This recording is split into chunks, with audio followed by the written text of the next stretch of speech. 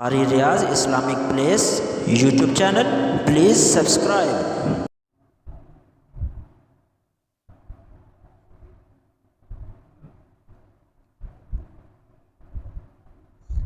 ماں کا حق باپ سے زیادہ ہے۔ عن ابی ہریرہ قال قال رجل یا رسول اللہ صلی اللہ علیہ وسلم من احق الناس بحسن صحابتی قال امک قال ثم من قال ثم امک قال ثم من قال ثم امک قال ثم من قال ثم ابوک۔ حضرت ابو ہریرہ رضی اللہ تعالیٰ عنہ فرماتے ہیں کہ رسول اللہ صلی اللہ علیہ وسلم کے پاس ایک آدمی آیا، کہنے لگا اللہ کے رسول میری حسن سلوک کا سب سے زیادہ حقدار کون ہے؟ آپ صلی اللہ علیہ وسلم نے فرمایا تیری ماں۔ اس نے کہا کہ اللہ کے رسول پھر کون ہے؟ آپ نے فرمایا پھر تیری ماں۔ اس نے کہا اللہ کے رسول پھر کون ہے؟ آپ نے فرمایا پھر تیری ماں۔ چوتھی دفعہ جب پوچھا پھر کون ہے؟ آپ صلی اللہ علیہ وسلم نے فرمایا تیرا باپ۔ یعنی 3 دفعہ اللہ کے رسول صلی اللہ علیہ وسلم نے ماں کا نام لیا، چوتھی دفعہ اللہ کے رسول صلی اللہ علیہ وسلم نے باپ کا نام لیا۔ ماں کی شفقت محبت، ماں کی محنت تکلیف بہت زیادہ ہوتی ہے، اس لیے اللہ تعالیٰ نے ماں کا حق زیادہ رکھا ہے۔ ماں کی خدمت جیسا کہ آگے حدیث میں آ رہا ہے، آپ صلی اللہ علیہ وسلم نے فرمایا کہ ماں کے قدموں کے تلے جنت ہے۔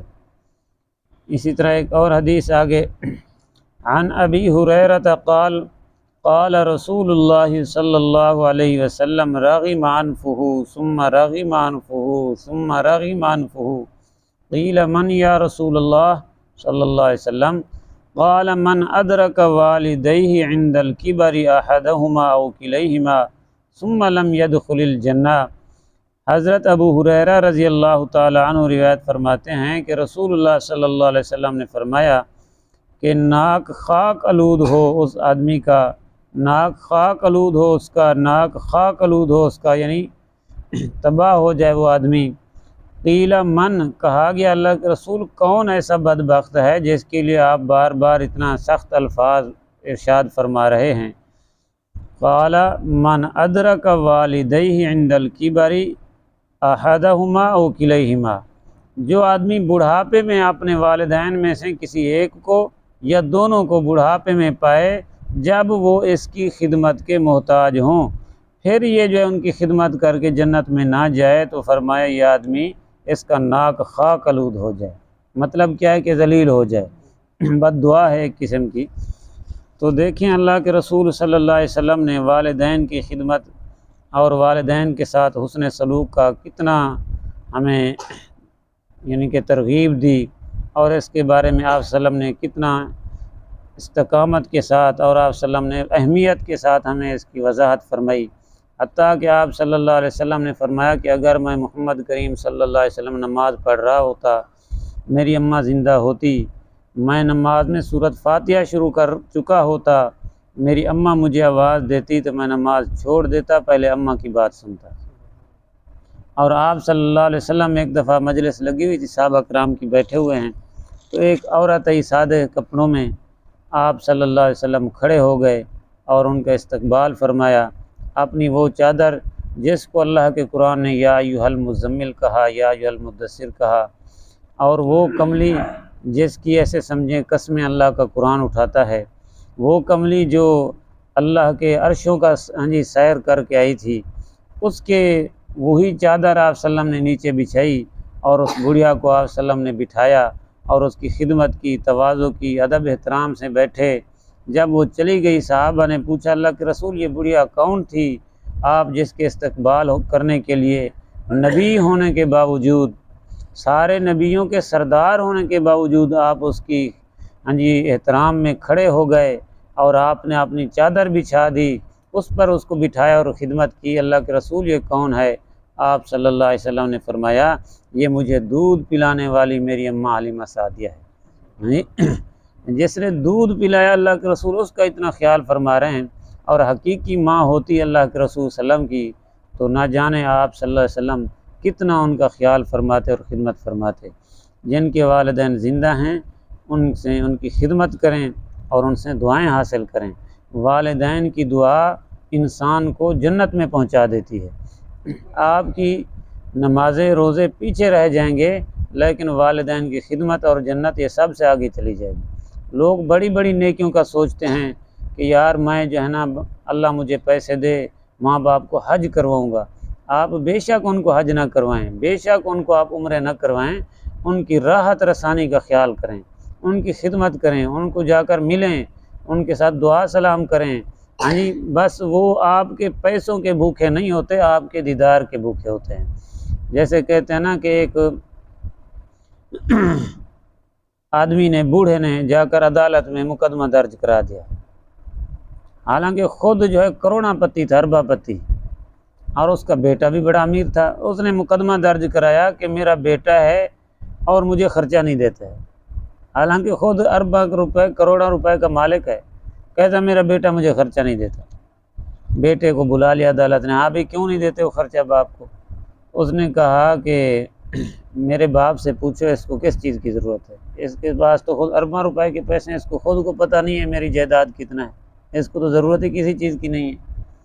اس نے کہا مجھے ضرورت ہو یا نہ ہو، بس میں نے اس سے خرچہ لینا ہے، چاہے 1 روپیہ دینا دے صحیح، مجھے ایسے میں نہیں چھوڑوں گا اس کو، اور شرط میری یہ ہے کہ یہ دینے کے لیے مجھے خود آیا کرے، اپنے نوکر شوکر کو نہ بھیجے، خود مجھے دینے کے لیے آئے، یہ شرط ہے، چاہے 1 روپیہ دے لیکن دینے کے لیے خود آئے۔ جج نے کہا بھی اس میں کیا ماجرا ہے؟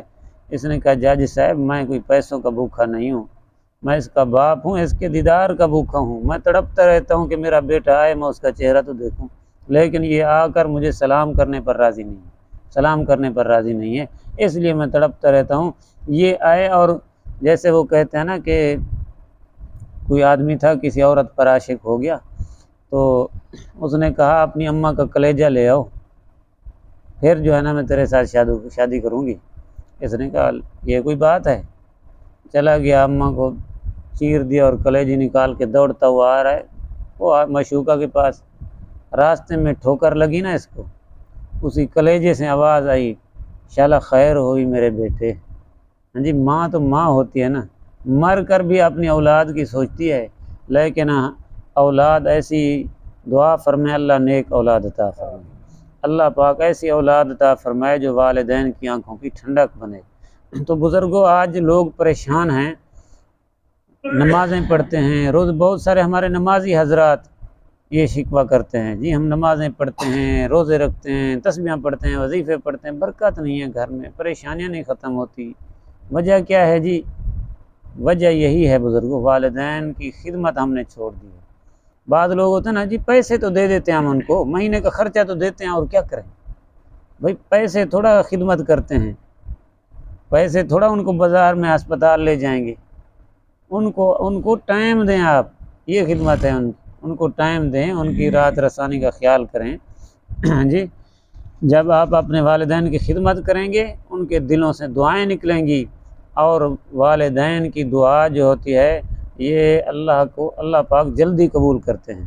آپ صلی اللہ علیہ وسلم نے فرمایا نا کہ والدین کو چاہیے اپنی اولاد کو بد دعا نہ کریں، کہ بعض دفعہ قبولیت کا ٹائم ہوتا ہے، ماں باپ کے منہ سے نکلے ہوئے جملے اللہ قبول کر لیتا ہے۔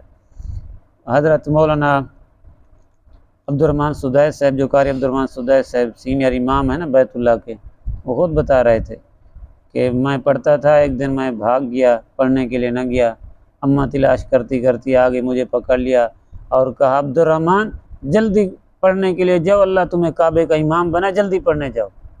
میں نے غصے میں مجھے ایسے کہا، لیکن وہ قبولیت کا کوئی ٹائم تھا، اللہ نے اماں کی منہ سے نکلے ہوئے جملے قبول کر لیے، 18 سال کی عمر میں بیت اللہ کے امام بن گئے۔